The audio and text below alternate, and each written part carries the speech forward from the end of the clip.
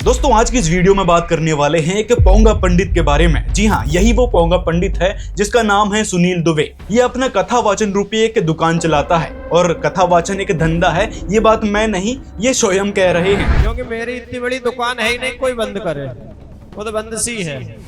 तो आइए फिर आज इनकी इस दुकान पर पूरी तरीके से ताला लगा देते हैं हमारे सदग्रंथ रूपी चाबी से, ताकि इसकी इस दुकान से जो भोले भाले भक्त ठगी का शिकार हो रहे हैं उनके अनमोल मानव जीवन को बचाया जा सके। साथ में इस वीडियो में आपको जानने को मिलेगा कि इन जैसे पोंगा पंडितों के विषय में हमारे पवित्र सदग्रंथ क्या कहते हैं और किस प्रकार इनको लताड़ा गया है, बहुत बुरी तरीके से लताड़ा गया है हमारे शास्त्रों में, कि ये कथावाचन रूपी ढमढमे को शुरू करके लोगों को किस प्रकार भ्रमित कर रहे हैं और किस प्रकार उनको नर्क की तरफ धकेल रहे हैं। ये सारी बात हमारे सदग्रंथों में लिखी है। तो चलिए शुरू करते हैं। इसने सबसे पहले बात की थी एक कथावाचक की। जी हाँ, भगवती प्रसाद तिवारी जी। अच्छा, भक्त हुए तो हुए, एक बहुत बड़े पंडित जी भी रामपाल में हो गए। आपने सुना होगा भगवती प्रसाद तिवारी संदलपुर के बड़े वक्ता हो गए अपने क्षेत्र में। ये भगवती प्रसाद तिवारी जी एक बहुत बड़े कथावाचक थे, मशहूर कथावाचक थे। चारों तरफ इनका बोलबाला था, यहाँ तक कि इन्होंने कथावाचन की नई नई पद्धति भी शुरू की थी। ये तीर्थ की कथा उन्होंने चालू की थी, तीर्थ में लोगों को ले जाके कथा करना। लेकिन इतने मशहूर होने के बाद, जिनके हजारों शिष्य थे, लाखों की संख्या में सुनने वाले लोग थे, इन सारी चीजों को त्याग कर संत रामपाल जी महाराज जी का इन्होंने बहुत अच्छे तरीके से ज्ञान सुना, समझा, बारीकी से सदग्रंथों से मिलान किया जिनको ये पढ़ा करते थे। और सारी चीज मिलान करने के बाद ये आते हैं संत रामपाल जी महाराज की शरण में। संत रामपाल जी महाराज की शरण में आने के बाद इन्होंने पूरी तरीके से कथावाचन रूपी उस धंधे को बंद कर दिया, क्योंकि उनको पता चल चुका था कि कथा करने के हम अधिकारी नहीं हैं। जैसे सुखदेव ऋषि की कथा सुनी कि सुखदेव ऋषि को उस राजा को कथा सुनाने के लिए स्वयं आना पड़ा, क्योंकि वहां पर जितने भी ब्राह्मण थे वो कोई भी कथा करने का अधिकारी नहीं था। तो फिर उस समय सुखदेव ऋषि को स्वर्ग से बुलाया जाता है, क्योंकि वो ही एकमात्र कथा करने के अधिकारी थे। और आज के समय में केवल और केवल संत रामपाल जी महाराज जी कथा करने के अधिकारी हैं, सत्संग सुनाने के अधिकारी हैं। तो ये बातें इन्होंने जब सुनी, समझी और अपने सदग्रंथों से सारी बातों को मिलान किया, तो फिर संत रामपाल जी महाराज की शरण में हो लिए, अपनी उन सर्व पदवी को त्याग कर। दोस्तों सोचने वाली बात है कि जहां एक तरफ लाखों की संख्या में सुनने वाले लोग हों, हजारों चेले चपाटे हों और कई सारे लोग आगे पीछे घूमने वाले हों, इस प्रकार के उच्चतम पद को छोड़कर एक निम्न पद पे आना, निम्न श्रेणी पर आना, एक दास के रूप में भक्ति करना एक बहुत बड़ी बात होती है। आजकल तो छोटी मोटी जॉब लग जाती है, छोटी मोटी पदवी मिल जाती है तो आंडी पाक जाते हैं और धरती तोलने को देखते हैं। तो दोस्तों ये होते हैं असली भक्त, जैसे ध्रुव प्रहलाद हुआ करते थे जिन्होंने भगवान की प्राप्ति के लिए सर्वस्व वार दिया था। तो इसी प्रकार आज के समय में ये भगवती प्रसाद तिवारी जी जैसे कथावाचक हैं और ढेरों ऐसे गुरु हैं, कथावाचक हैं और सेलिब्रिटीज हैं जो अपने पैशन में होते हुए भी उन्होंने इस आध्यात्मिक ज्ञान को स्वीकार किया और दास बनकर परमात्मा की भक्ति कर रहे हैं। तो ये होती हैं वो प्रभु प्रेमी आत्माएं जिनको परमात्मा चाहिए होता है,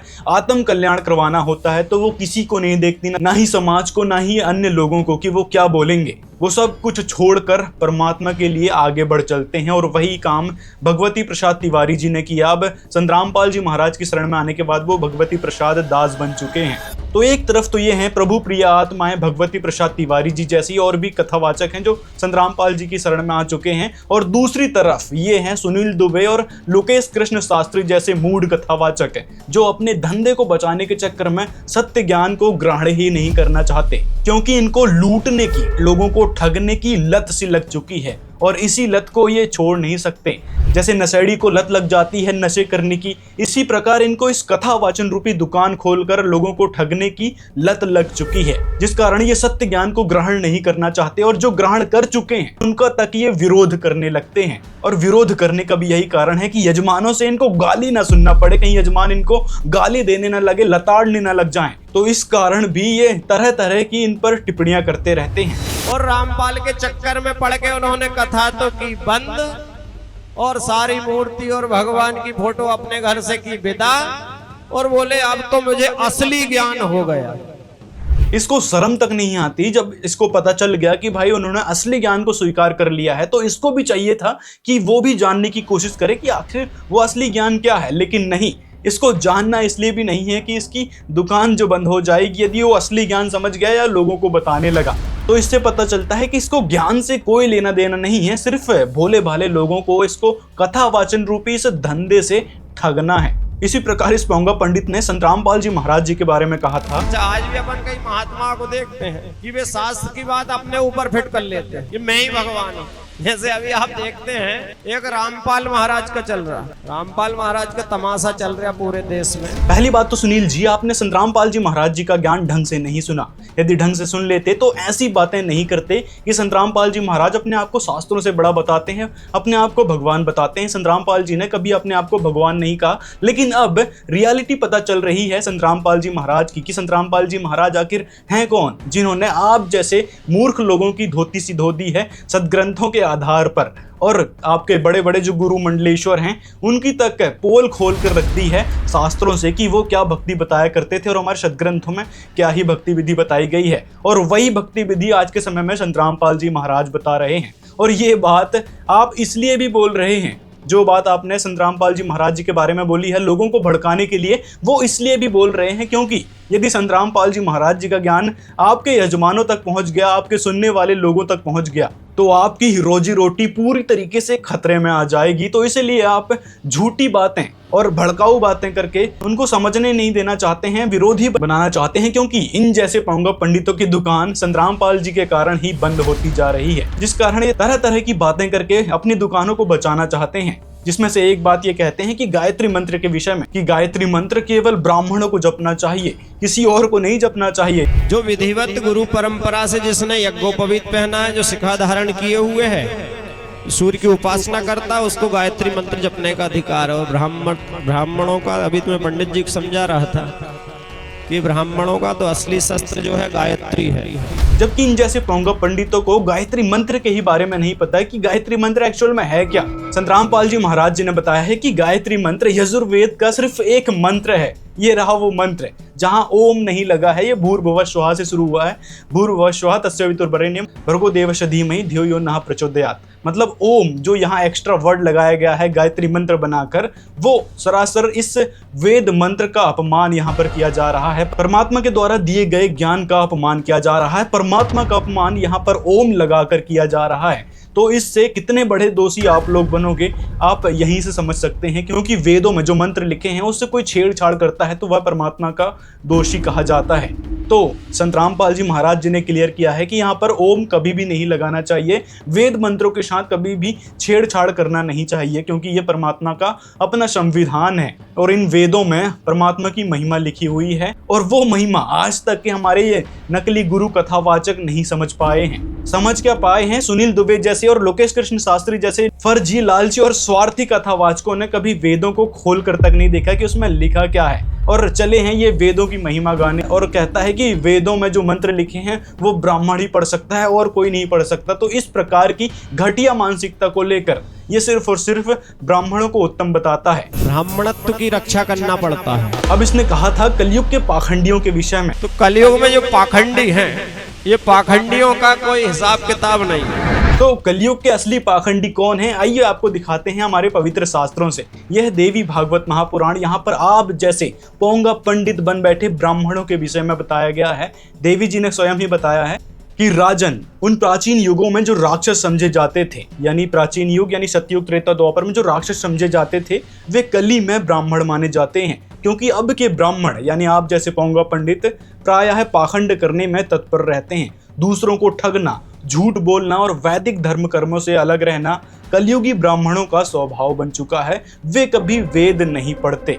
यहाँ लिखा है कि वे कभी वेद नहीं पढ़ते, यानी आप जैसे ब्राह्मणों के विषय में कि वे कभी वेद नहीं पढ़ते कि वेदों में आखिर लिखा क्या है, कौन से परमात्मा की महिमा है। लेकिन भोले भाले भक्तों को, यजमानों को ठगने के हिसाब से हमेशा झूठ बोलते रहते हैं, वैदिक धर्म कर्म से अलग रहते हैं। इनको गायत्री मंत्र का पता है, लेकिन ब्रह्म गायत्री मंत्र क्या होता है उसके बारे में भी नहीं पता। तो इसी कारण देवी जी भी कह रही हैं कि ये सिर्फ ऐसे ब्राह्मण जो पोंगा पंडित हैं इन्हीं के बारे में कहा है दोस्तों, क्योंकि ये सिर्फ अपनी दुकान चला रहे हैं। जैसे कि सुनील जी ने स्वयं ही कहा कि हमारी छोटी सी दुकान है, तो इसी प्रकार की दुकान, ये बड़ी बड़ी दुकानें, ये अनुरुद्धाचार्य, देवकी नंदन, धीरेन्द्र शास्त्री, प्रेमानंद महाराज और भी ढेर सारे जो कथावाचक बन बैठे हैं, प्रदीप मिश्रा जैसे, ये सब दुकान चला रहे हैं अपनी कथावाचन रूपी, जिससे ये लोगों को ठग रहे हैं झूठ बोल बोल कर। वैदिक धर्म कर्म का इनको कहीं से कहीं तक लेना देना नहीं है, कहीं से कहीं तक ज्ञान नहीं है।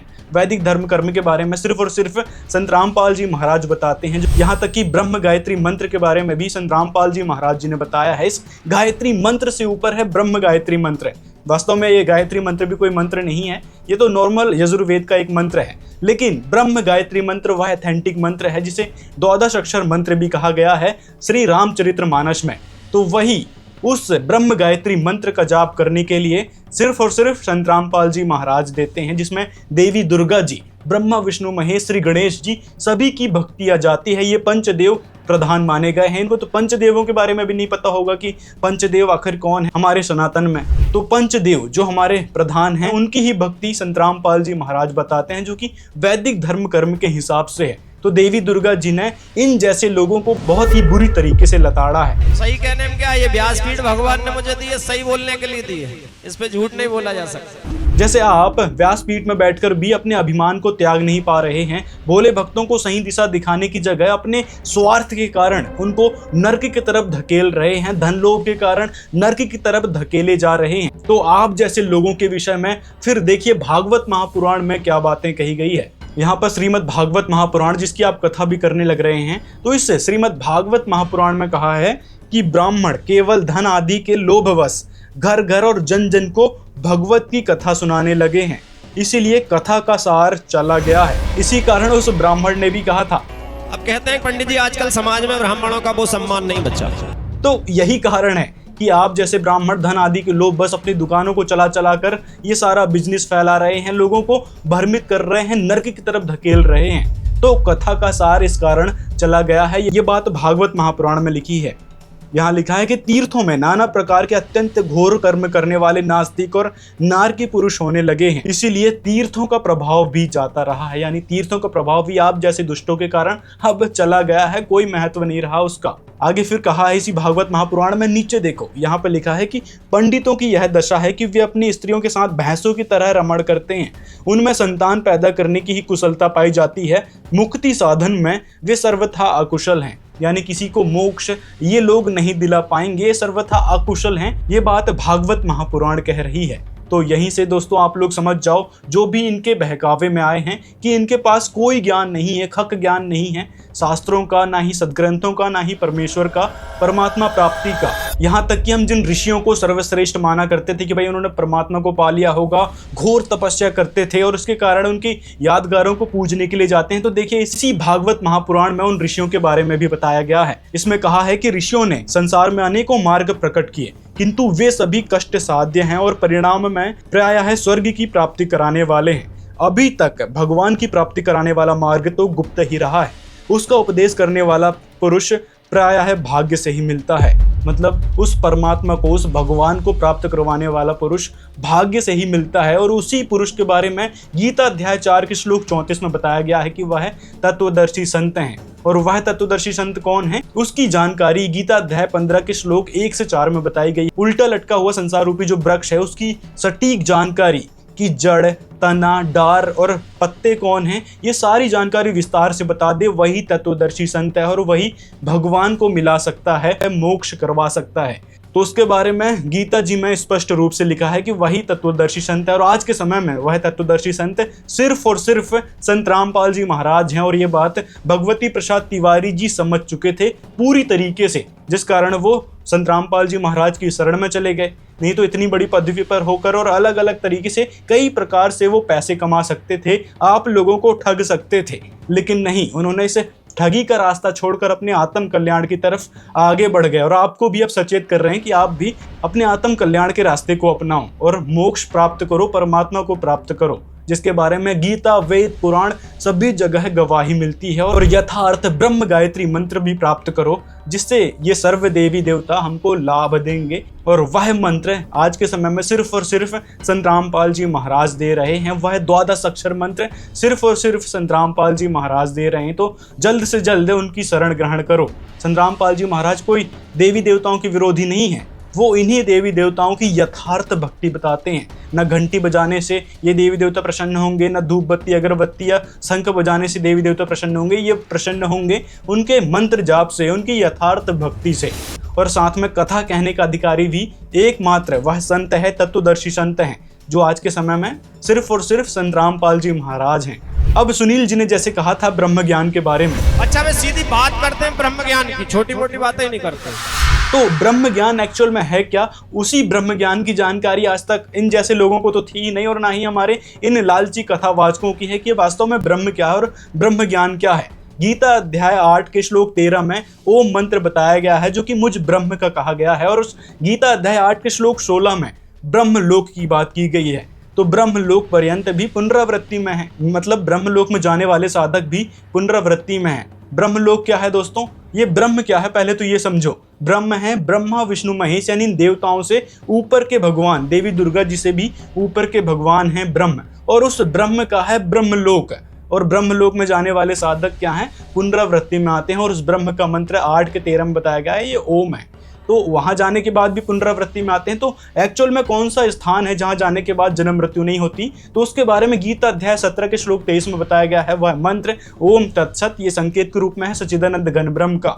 और गीता अध्याय 18 के श्लोक 62 में बताया गया है कि वह सनातन शाश्वत स्थान है जहां जाने के बाद जन्म मृत्यु नहीं होती, वह पूर्ण परमात्मा का, परमेश्वर का स्थान है। तो वह है अजरो अमर स्थान जहां जाने के बाद संपूर्ण मोक्ष हो जाता है। ब्रह्मा विष्णु महेश के लोक में जाने के बाद या स्वर्ग आदि में जाने के बाद वहां से फिर जन्म मृत्यु होती है, वापस आना पड़ता है। लेकिन उस सनातन शाश्वत स्थान में जाने के बाद, जैसे गीता जी में कहा है कि सनातन शाश्वत स्थान में जाने के बाद कभी जन्म मरण नहीं होता, तो उसी सनातन शाश्वत स्थान की जानकारी सिर्फ और सिर्फ संत रामपाल जी महाराज बता रहे हैं। आज तक हमारे ये नकली गुरु कथावाचक सिर्फ ब्रह्म ब्रह्म की बात करते रहे कि ब्रह्म, अहम आत्मा ब्रह्म, आयम आत्मा ब्रह्म, कि जीव ही ब्रह्म है और कोई नहीं है ब्रह्म, आत्मा ही ब्रह्म है, मतलब खुद ही भगवान है, जीव ही भगवान है, खुद को भगवान माने बैठे थे। ऐसे हमारे शंकराचार्य जैसे गुरु मिले थे जिनको ब्रह्म के बारे में ABCD नहीं पता था। इस कारण ये हमको गुमराह कर बैठे कि भाई जीव ही ब्रह्म है और कोई ब्रह्म नहीं है। तो एक्चुअल में दुर्गा जी ने देवी भागवत महापुराण में ब्रह्म के विषय में बताया है कि वह पर ब्रह्म,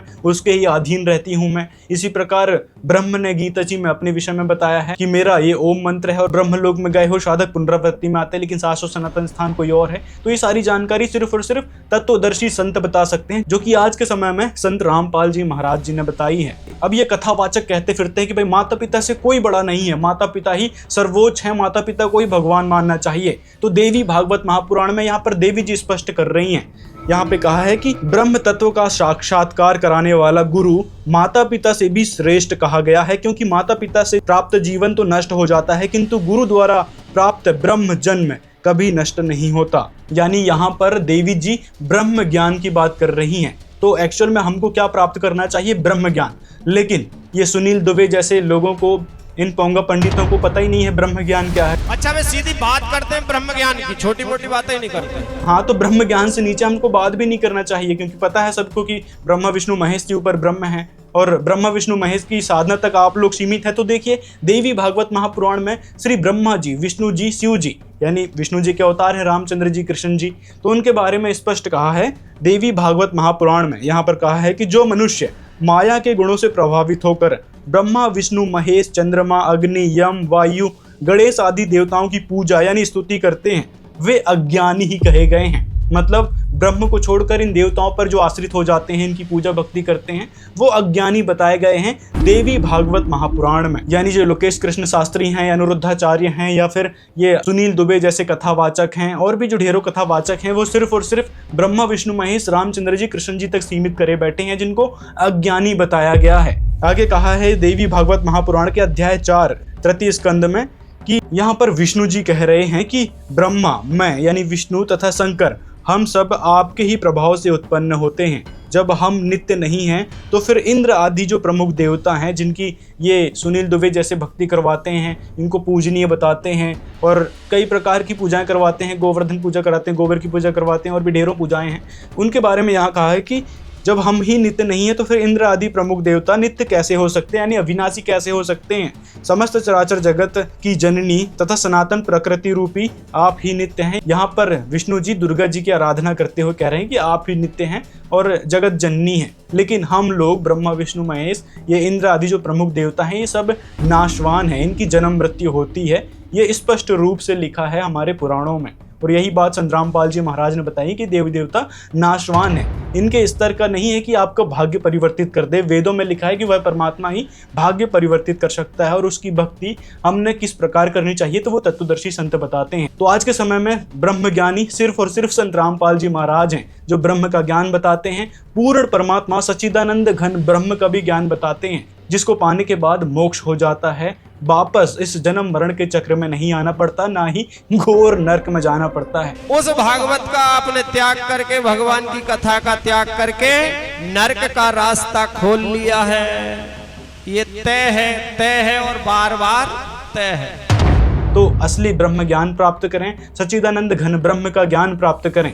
और आपको बता दें कि मोक्ष के लिए ही यह मानव जीवन मिलता है, न कि बकवाद करने के लिए। तो सुनील दुबे जी, आपसे निवेदन है, और भी जो दर्शक हैं, जो कथावाचक हैं, जो देख रहे हैं, उनसे भी निवेदन है कि आप एक बार संतरामपाल जी महाराज जी के सत्संग निष्पक्ष होकर देखें और समझें कि संतरामपाल जी महाराज एक्चुअल क्या ज्ञान देते हैं और हमारे शास्त्रों में आखिर वो ज्ञान लिखा है या नहीं है। जो बात संतरामपाल जी महाराज बताते हैं पूरी तरीके से मिलान करके उनसे ब्रह्म गायत्री मंत्र ग्रहण कीजिए और अपने जीव का कल्याण कराइए। इससे आपको जन्म मरण से छुटकारा मिलेगा, नरक नहीं जाना पड़ेगा। ये बात संतरामपाल जी महाराज गारंटी के साथ बोलते हैं और यहाँ तक की गारंटी देते हैं कि आपको सारे सुख मिलेंगे, कोई दुख आपके घर में नहीं रहेगा। जैसे इन लोगों के घर में ढेरों दुख थे, समस्याएं थी, कैंसर के रोग थे, भारी से भारी समस्याएं थी, सारी समस्याएं सिर्फ नाम दीक्षा लेने मात्र से सॉल्व हो गई हैं, जो कि इन देवी देवताओं ने ही लाभ दिए हैं। उनकी भक्ति हमने यथार्थ रूप से करनी चाहिए। तो अपनी राय कमेंट में जरूर बताएं। मिलते हैं अगले वीडियो में।